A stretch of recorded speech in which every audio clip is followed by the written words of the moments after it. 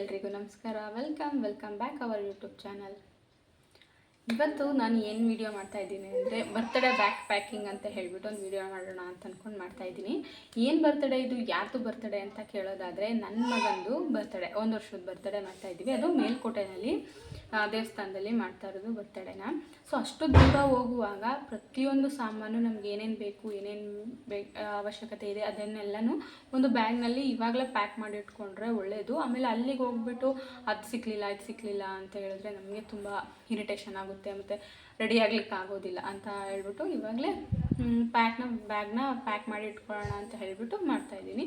ಅದು ಅಲ್ಲದೆ ಇವತ್ತು ನೈಟು ಮತ್ತು ನಾಳೆ ನಮ್ಮ ಅತ್ತೆ ಮಗಳದು ಮದುವೆ ಇದೆ. ಸೊ ಎರಡೂ ಒಟ್ಟಿಗೆ ರೆಡಿ ಆಗ್ಬೋದು, ಎರಡೂ ಒಟ್ಟಿಗೆ ಪ್ಯಾಕ್ ಎಲ್ಲ ಮಾಡಿಕೊಂಡ್ರೆ ಒಳ್ಳೆಯದು ಅಂತ ಹೇಳ್ಬಿಟ್ಟು ಪ್ಯಾಕಿಂಗ್ ಎಲ್ಲ ಮಾಡ್ಕೊಳ್ಳೋಣ ಅಂತ ಹೇಳ್ಬಿಟ್ಟು ಈ ವಿಡಿಯೋನ ಸ್ಟಾರ್ಟ್ ಮಾಡ್ತಾಯಿದ್ದೀನಿ.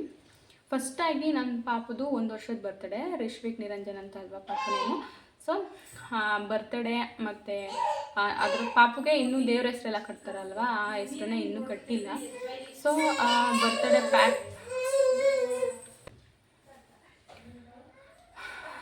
1 ವರ್ಷದ ಬರ್ತ್ಡೇ ನಮ್ಮ ಪಾಪುದು ಬರ್ತ್ಡೇ ಆಗಿರ್ಬೋದು, ಮತ್ತು ಹೆಸರು ಕಟ್ಸೋದಾಗಿರ್ಬೋದು, ಮತ್ತು ವರ್ಷಕ್ಕೆ ಮುಡಿ ಕೊಡೋದಾಗಿರ್ಬೋದು, ಇದೆಲ್ಲನೂ ಒಟ್ಟಿಗೆ ಮೇಲ್ಕೋಟೆಯಲ್ಲಿ ಮಾಡಬೇಕು ಅಂತ ಅಂದ್ಕೊಂಡಿದ್ದೀವಿ.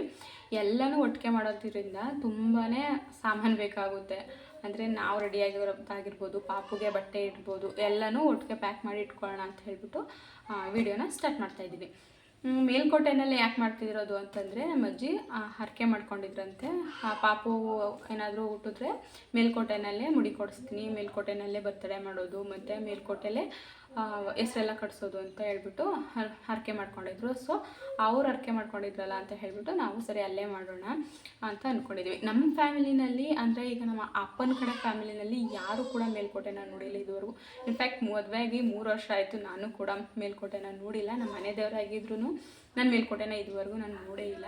ಸೊ ಎಲ್ರಿಗೂ ಒಂದು ಟೂರ್ ಆದಂಗೆ ಆಗುತ್ತೆ, ಎಲ್ಲರೂ ದೇವಸ್ಥಾನ ನೋಡ್ಬೋದು, ಒಳ್ಳೆ ಪ್ಲೇಸ್ ಇದೆ ಅಂತ ಹೇಳ್ಬಿಟ್ಟು ಬರ್ತ್ಡೇನ ಅಲ್ಲೇ ಮಾಡಬೇಕು ಅಂತೇಳಿ ಡಿಸೈಡ್ ಮಾಡಿದ್ವಿ. ಈಗಾಗಲೇ ಚೌಟ್ರಿ ಬುಕ್ ಮಾಡೋದಾಗಿರ್ಬೋದು, ಡೆಕೋರೇಷನ್ ಆಗಿರ್ಬೋದು, ಊಟಕ್ಕೆ ಎಲ್ಲದಕ್ಕೂ ಅಡ್ವಾನ್ಸ್ ಕೊಟ್ಟಾಯಿತು, ಎಲ್ಲನೂ ಬುಕ್ ಮಾಡಾಗಿದೆ.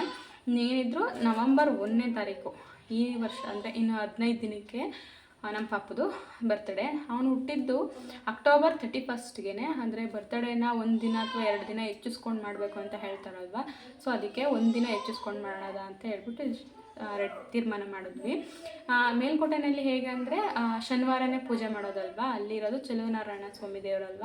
ಸೊ ಅವರು ಅಲ್ಲಿ ಶನಿವಾರನೇ ಪೂಜೆ ಮಾಡಿಸೋದು. ಅದಕ್ಕೆ ಶನಿವಾರ ಬಂದು ನವಂಬರ್ 1ಗೆ ಮಾಡಿದ್ರೆ ಕನ್ನಡ ರಾಜ್ಯೋತ್ಸವನೂ ಇರುತ್ತೆ, ಅದ್ರ ನೆಕ್ಸ್ಟ್ ಡೇಗೆ ಸಂಡೇನೂ ಇರುತ್ತೆ, ನಮಗೆ ರೆಸ್ಟ್ ಮಾಡಲಿಕ್ಕೆ ಸಹಾಯ ಆಗುತ್ತೆ ಅಂತ ಹೇಳ್ಬಿಟ್ಟು ನವಂಬರ್ 1ಗೆ ಬರ್ತ್ಡೇ ಮಾಡೋಣ, ಮತ್ತು ಎಲ್ರಿಗೂ ರಜೆ ಇರ್ತದೆ, ಎಲ್ಲರೂ ಬರ್ತಾರೆ ಅಂತ ಹೇಳಿಬಿಟ್ಟು ನವಂಬರ್ 1ಗೆ ಬರ್ತ್ಡೇ ಮಾಡೋದ ಅಂತ ಹೇಳಿಬಿಟ್ಟು ಡಿಸೈಡ್ ಮಾಡ್ಕೊಂಡ್ವಿ. ಇವಾಗ ಪಾಪುಗೆ ಆಗಲಿ ನನಗಾಗಲಿ ಎಲ್ರಿಗೂ ಬಟ್ಟೆನ ತೆಗೆದು ಸ್ಟಿಚಸ್ ಎಲ್ಲ ಮಾಡಿಕೊಂಡು ಇಟ್ಕೊಂಡಿದ್ದೀನಿ. ಈಗೇನಿದ್ರು ಬ್ಯಾಗ್ನ ಪ್ಯಾಕ್ ಮಾಡ್ಕೊಳ್ಳೋದಷ್ಟೇ. ಅದನ್ನು ಪ್ಯಾಕ್ ಮಾಡಿ ಇಟ್ಮೇಲೆ ನನಗೇನಾದರೂ ಇನ್ನೇನಾದರೂ ಬೇಕು, ಏನಾದರೂ ನೆನಪಾದಾಗ ಸಡನ್ನಾಗಿ ಹೋಗಿ ಅದನ್ನು ತೆಗೆದು ಬ್ಯಾಗಲ್ಲಿ ಇಟ್ಕೋಬೋದು, ಬ್ಯಾಗೆಲ್ಲ ಪ್ಯಾಕ್ ಆಗಿದ್ರೆ ಅಂತ ಹೇಳ್ಬಿಟ್ಟು ರೆಡಿ ಮಾಡ್ತಾಯಿದ್ದೀನಿ. ಈಗ ನಮ್ಮ ಪಾಪುದು ಬಟ್ಟೆ ತೋರಿಸ್ತೀನಿ, ಬರ್ತ್ಡೇಗೆ ಯಾವ್ಯಾವ ಥರ ಬಟ್ಟೆ ತೊಗೊಂಡಿದ್ದೀನಿ ಅಂತ ಹೇಳ್ಬಿಟ್ಟು ತೋರಿಸ್ತೀನಿ ನಿಮಗೆ.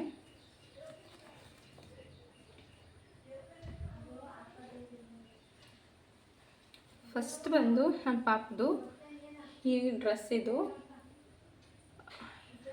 ಕಾಣಿಸ್ತಿದೆಯಲ್ಲ, ಇದು ಬಂದು ಕೋಟು ಹೀಗಿದೆ. ಇದು ಲೈಟ್ ಕಲರ್ ರಾಮ ಗ್ರೀನ್ ಅಂತ ಹೇಳ್ತಾರಲ್ವ, ಆ ಥರ ಕಲರ್. ಇದು ಕ್ಯಾಮ್ರಾದಲ್ಲಿ ಸ್ವಲ್ಪ ಕಲರ್ ಡಿಮ್ಮಾಗಿ ಕಾಣಿಸುತ್ತೆ, ಆ ಕಲರ್ ಇದು. ಇದ್ರ ಒಳಗಡೆ ಇದಕ್ಕೆ ಟೀ ಶರ್ಟ್ ಕೊಟ್ಟಿರ್ತಾರೆ.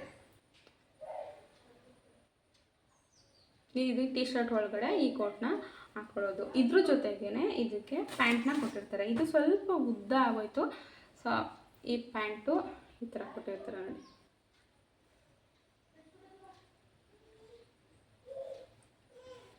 ಉದ್ದ ಎಲ್ಲ ಆಯಿತು ಅಂತ ಹೇಳ್ಬಿಟ್ಟು ಸ್ಟಿಚಸ್ನೆಲ್ಲನೂ ಮಾಡಿ ಇಟ್ಕೊಂಡಿದ್ದೀನಿ. ಇದು ಕಾಣಿಸಲ್ಲ ಸ್ಟಿಚಸ್ ಮಾಡಿರೋದು. ಸೊ ಒಂದಿನಕ್ಕಲ್ವ, ಆಮೇಲೆ ಚಿಕ್ಕದಾಗಿ ಹೋಗ್ಬಿಟ್ರೆ, ಕರೆಕ್ಟ್ ಸೈಜ್ ತಂದುಬಿಟ್ರೆ ಚಿಕ್ಕದಾಗ್ಬಿಟ್ರೆ ಆಮೇಲೆ ಎಲ್ಲೂ ಯೂಸ್ ಮಾಡೋಕ್ಕಾಗಲ್ಲ ಅಂತ ಹೇಳ್ಬಿಟ್ಟು ಸ್ವಲ್ಪ ದೊಡ್ಡ ಸೈಜ್ ತೊಗೊಂಡಿದ್ವಿ. ಈಗ ಸ್ಟಿಚಸ್ ಎಲ್ಲ ಮಾಡಿ ಇಟ್ಕೊಂಡಿದ್ದೀನಿ. ಸೊ ಇದನ್ನು ಕೇಕ್ ಕಟ್ಟಿಂಗ್ ಮಾಡುವಾಗ ಹಾಕಬೇಕು ಅಂತ ಹೇಳಿಬಿಟ್ಟು ಅಂದ್ಕೊಂಡಿದ್ದೀನಿ. ನೋಡೋದು ಆವತ್ತಿನ ದಿನವೇ ಹಾಕೋದು. ಇದು ಒಂದು ಪೇರ್ ಆದರೆ ನೆಕ್ಸ್ಟ್ ಇನ್ನು ಮೇಲ್ಕೋಟೆ ಅಂದರೆ ಅದೊಂಥರ ಟ್ರೆಡಿಷ್ನಲ್ ಆಗಿರ್ತದಲ್ವ ದೇವಸ್ಥಾನ. ಸೊ ಅಲ್ಲಿ ಪಾಪುಗೆ ಫೋಟೋಸ್ಗಳನ್ನ ತೆಗೆಸಿದ್ರೆ ಮತ್ತು ಚೆನ್ನಾಗಿರ್ತದೆ ಟ್ರೆಡಿಷ್ನಲ್ ಆಗಿ ಅಂತ ಹೇಳಿಬಿಟ್ಟು ಪಂಚೆ ಶರ್ಟ್ನ ತೊಗೋಬೇಕು ಅಂತ ಅಂದ್ಕೊಂಡಿದ್ದೆ. ಸೊ ಇದು ಪಂಚೆ ಶರ್ಟ್. ಇದು ಬಂದು ಮೆರೂನ್ ಕಲರ್ದು, ಡಾರ್ಕ್ ಮೆರೂನ್ ಕಲರ್ದು. ಕ್ಯಾಮ್ರಾದಲ್ಲಿ ಸ್ವಲ್ಪ ಕಲರ್ ಶೇಡ್ ಆದಂಗೆ ಅನ್ನಿಸ್ತಾ ಇದೆ. ಇದು ಶರ್ಟು ಮತ್ತು ಇದು ಪಂಚೆ. ಈ ಪಂಚೆಗೆ ಏನು ಒಳ್ಳೆಯದು ಅಂತಂದರೆ ಇಲ್ಲಿ ಅಂಟಿಸ್ಕೊಳ್ಳೋದಿದೆ, ಅದರಿಂದ ಪಾಪು ಹೊಟ್ಟೆಗೆ ಹಿಂಗೆ ಸುತ್ತಬಿಟ್ಟು ಅಂಟಿಸೋದಕ್ಕೆ ಹೆಲ್ಪ್ ಆಗುತ್ತೆ. ಮತ್ತು ಸ್ವಲ್ಪ ಉದ್ದ ತೊಗೊಂಡಿದ್ದೀನಿ. ಇದನ್ನ 1 ರಿಂದ 2 ವರ್ಷಕ್ಕಾಗುವಂತಹ ಬಟ್ಟೆನ ತೊಗೊಂಡಿದ್ದೆ. ಉದ್ದ ಆದರೆ ಹಾಕ್ಬೋದು ಅಂತ ಹೇಳ್ಬಿಟ್ಟು ಇಲ್ಲಿ ಅದನ್ನು ಸ್ಟಿಚಸ್ ಮಾಡಿಬಿಟ್ಟು ಈ ಥರ ಪ್ಯಾಚ್ ಮಾಡಿ ಹಾಕಿದ್ದೀನಿ. ಏನಾದ್ರು ಉದ್ದ ಆದರೆ ಸ್ಟಿಚಸ್ನ ಬಿಡಿಸ್ಬಿಟ್ಟು ಮತ್ತೆ ಹಾಕ್ಬೋದು. ಶರ್ಟ್ಗೂ ಕೂಡ ನಾನು ಹಾಗೆ ಮಾಡಿದ್ದೆ. ಇಲ್ಲಿ ನೋಡಿ ಸ್ಟಿಚಸ್ನೆಲ್ಲ ಹಾಕಿದ್ದೀನಿ. ಅದು ಕಾಣಿಸೋದಿಲ್ಲ, ಒಂದಿನ ಹಾಕ್ಕೊಳ್ಳೋದಲ್ವಾ ಅಂತ ಹೇಳಿಬಿಟ್ಟು ಇದನ್ನೇ ಸ್ಟಿಚ್ ಮಾಡಿದ್ದೆ.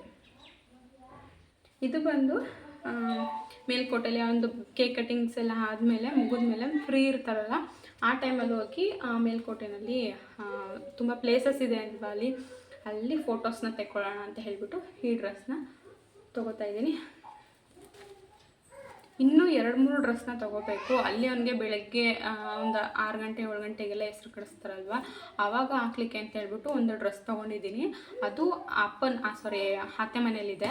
ಇವಾಗ ನಾನಿರೋದು ಅಮ್ಮನ ಮನೇಲಲ್ವಾ, ಇಲ್ಲಿ ಏನೇನಿದೆಯೋ ಇದನ್ನೆಲ್ಲ ಪ್ಯಾಕ್ ಮಾಡಿ ಇಟ್ಕೊಬಿಟ್ರೆ ಅಲ್ಲಿಗೆ ಹೋದಾಗ ಅಲ್ಲಿರೋದನ್ನು ತೆಗೆದು ಬ್ಯಾಗ್ ಹಾಕೋಬೋದು ಅಂತ ಹೇಳ್ಬಿಟ್ಟು ಪ್ಯಾಕ್ ಮಾಡಿ ಇಟ್ಕೊತಾ ಇದ್ದೀನಿ. ಅಲ್ಲಿ ಒಂದು 2 ಜೊತೆ ಬಟ್ಟೆ ಇದೆ ಪಾಪದು, ಅದನ್ನು ತೊಗೋಬೇಕು. ನೆಕ್ಸ್ಟ್ ಬಂದು ಇದು ನನ್ನ ಸೀರೆ ಹೀಗಿದೆ.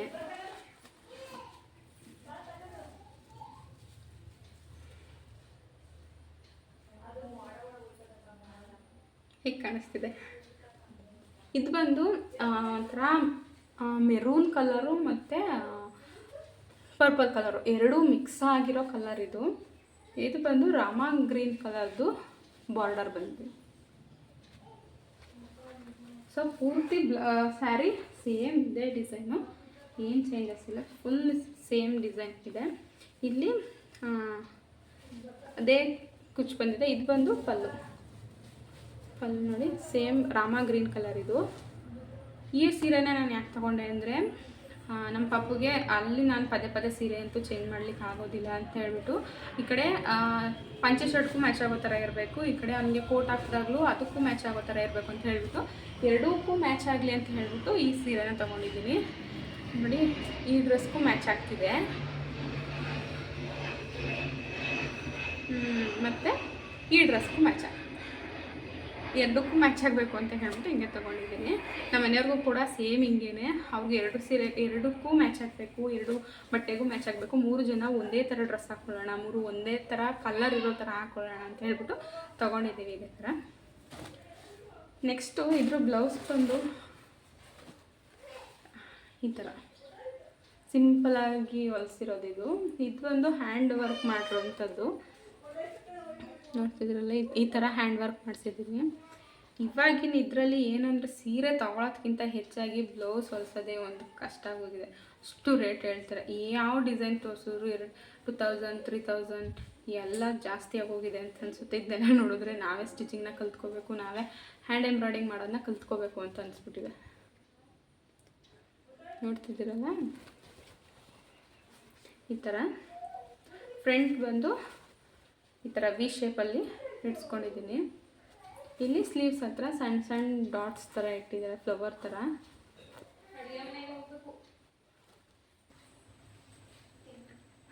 ಈ ಥರ ವಿ ಶೇಪಲ್ಲಿ. ಮತ್ತು ಇದಕ್ಕೆ ಈ ಥರ ಟೈ ಮಾಡೋದು ಸಿಂಪಲ್ಲಾಗಿ ಇಟ್ಸ್ಕೊಂಡಿದ್ದೀನಿ, ಅಷ್ಟೊಂದೇನು ಗ್ರ್ಯಾಂಡ್ ಇಲ್ಲ. ಈ ಥರ ಸಿಂಪಲ್ಲಾಗಿ ಇದನ್ನು ಅವನಿಗೆ ಕೇಕ್ ಕಟ್ಟಿಂಗ್ ಎಲ್ಲ ಮಾಡಿಸ್ತಾರಲ್ಲ ಆ ಟೈಮಲ್ಲಿ ಹಾಕೋಬೇಕು ಅಂತ ಹೇಳ್ಬಿಟ್ಟು ಇದನ್ನು ತೊಗೊಂಡಿದ್ದೀನಿ. ನೆಕ್ಸ್ಟ್ ಸ್ಯಾರಿ ಬಂದು ಈ ಯೆಲ್ಲೋ ಮತ್ತು ಪಿಂಕ್ ಕಾಂಬಿನೇಷನಲ್ಲಿ ಇರುವಂತಹ ಸ್ಯಾರಿ ಇದು. ಈ ಸ್ಯಾರಿ ಬಂದು ನನ್ನ ಮದುವೆಲಿ ತೊಗೊಂಡು 3 ವರ್ಷ ಆಯಿತು. ಬೀರುನಲ್ಲಿಟ್ಟು ವಾಪಸ್ ತೆಗೆದೇ ಇರಲಿಲ್ಲ. ಇವಾಗ ತೆಗೆದು ಇದನ್ನೇ ಹಾಕ್ಕೊಳ್ಳೋಣ ಅಂತ ಹೇಳ್ಬಿಟ್ಟು ಇವಾಗ ತೊಗೊಂಡಿದ್ದೀನಿ.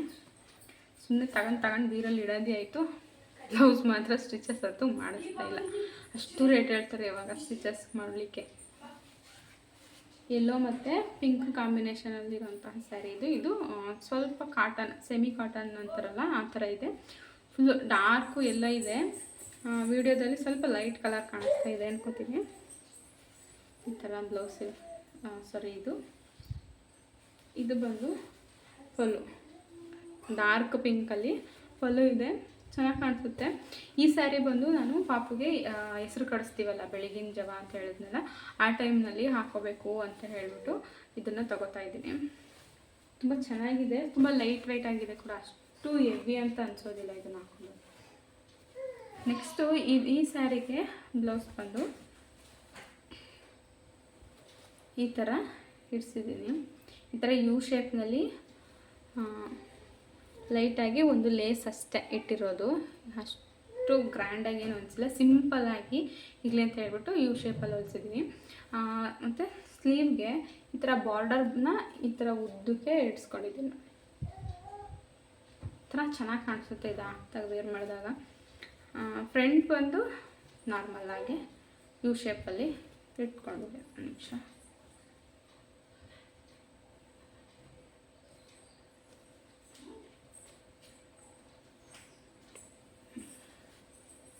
ಈ ಥರ ಯು ಶೇಪ್ನಲ್ಲಿ ಫ್ರಂಟು, ಇದು ಸ್ಲೀವ್ಸ್. ಜಸ್ಟ್ ತುಂಬ ಸಿಂಪಲ್ಲಾಗಿ ಇಟ್ಕೊಂಡಿದ್ದೀನಿ ಇದನ್ನ ಅಷ್ಟೇ, ಎಷ್ಟು ಗ್ರ್ಯಾಂಡ್ ಇಲ್ಲ. ಇದು ಹಾಕೊಂಡಾಗ ನಿಜವಾಗ್ಲೂ ತುಂಬಾ ಚೆನ್ನಾಗಿದೆ, ತುಂಬ ಇಷ್ಟ ಆಯ್ತದ ಕೂಡ ಇದು. ನೋಡಿ ಇಲ್ಲಿ ಹೆಂಗೆ ಬರ್ತಾ ಇದ್ದಾರೆ ಕರ್ಕೊಂಡು ಬಾ.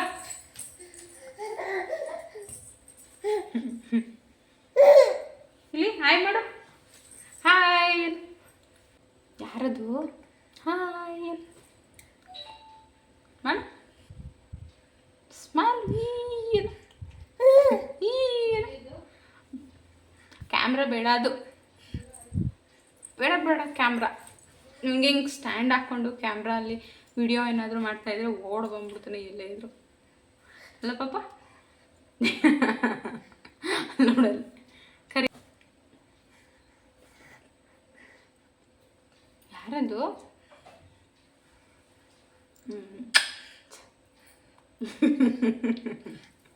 ಹೋಗು ಸಾಕು ಇವಾಗ, ಹೋಗು, ಬೇಡ ಅದು. ಏನು ಬೇಕು? ಏನು ಬೇಕಪ್ಪ? ಖುಷಿ ಖುಷಿ ಖುಷಿ ಖುಷಿ ಖುಷಿ ಖುಷಿ ಖುಷಿ ಅವನಿಗೆ.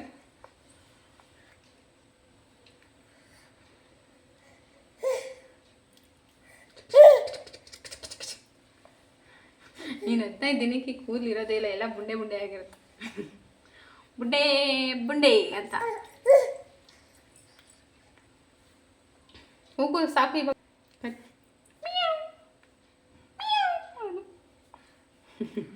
ನೀ ಮಾಡಿ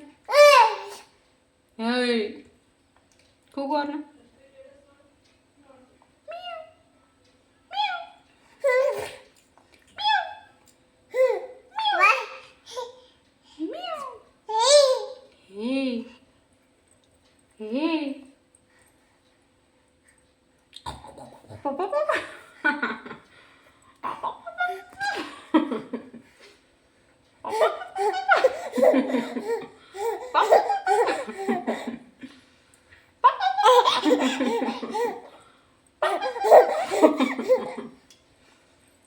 ಹೆಂಗಪ್ಪ ಹೆಂಗಿನ್ನೊಂದ್ಸಲ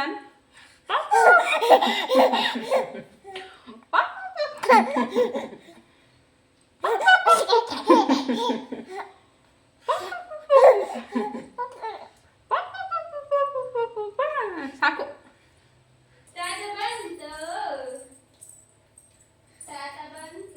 ಹೋದ ಇವಾಗ ಅವನು.